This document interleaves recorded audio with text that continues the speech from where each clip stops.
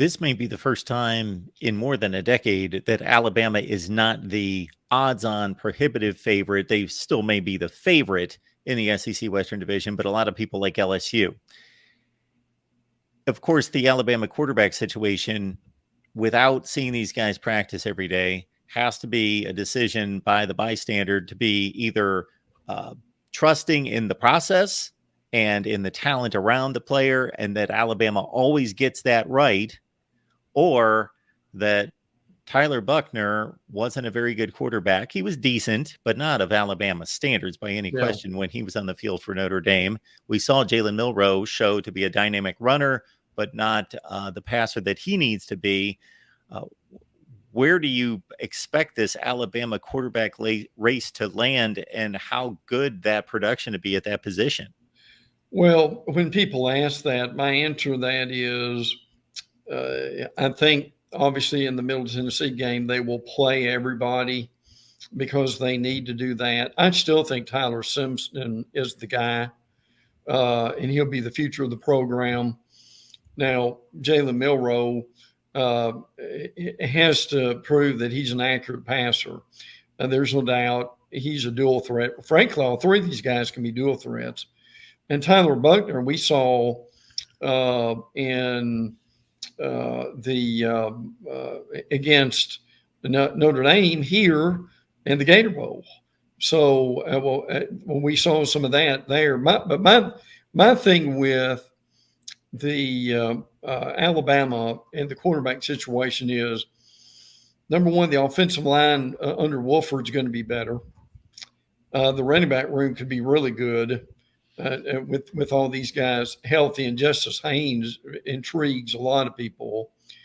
The wide receivers now, there's not Amari Cooper or Julio Jones in that group, but that's a really good group, frankly, of wide receivers. They've got to learn to catch the ball instead of dropping it. Defensively, I think they'll be better than last year. I think they'll find a way to rush the passer.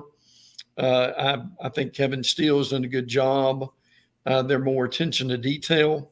I don't think you'll see the silly penalties you had last year. So if they can cut down on the penalties, find a way to get at the quarterback, that's going to make a big difference, because they may have their best, and this is a mouthful, but they may have their best special teams in a decade or two. Will Riker can win some games. He won the Texas game last year. So big important scrimmages coming up to see kind of where they're going to go. But what I understand is they want to be more physical at the point of attack. They've been too finesse and get back. Look, they're not going to be Mark Ingram and Glenn Coffey of 2008, 2009. But, Mark, if they are more physical on the line of scrimmage and be able to run for 3rd and 2 instead of having to throw it, that's going to make a big difference. So, obviously, big game early with Texas before they get in that SEC slate. So, and it's not just the quarterback situation in Alabama that I think intrigues me as much as they want to change what they've been doing to a degree and go back to what was successful for them years ago. And looking at the counterpoint to that, and the team that's traveling to Tuscaloosa this year, of course, that won on the last play of the game in Death Valley, to me, LSU is primed for a big season if nobody gets hurt or few injuries affect the team. Right, and right. Nobody wants injuries or needs injuries, but I think it's even more important for them versus other elite teams, because Brian Kelly said it during the offseason. We're not quite where we need to be in regards to roster depth. So they need guys to stay healthy, and they're pretty much rock solid, if not elite, at all these units, aside from the secondary is not up to LSU standards, and certainly hasn't been in recent years. Agree. Now, as we mentioned earlier, that FSU game is very important for them.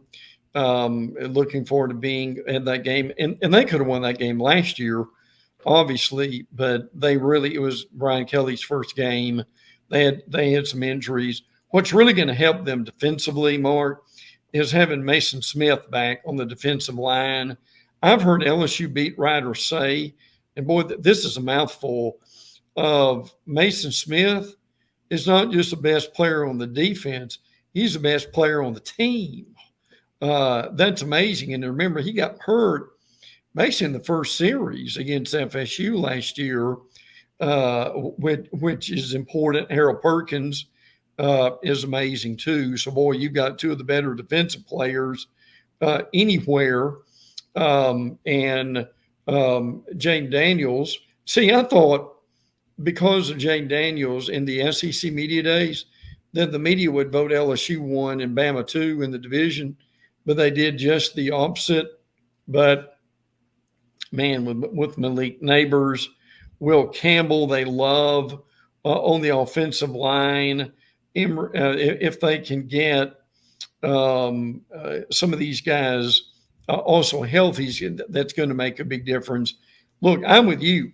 I think LSU is absolutely loaded. They're one of the best teams in the league, and that's going to be a battle here over the next few years that's going on.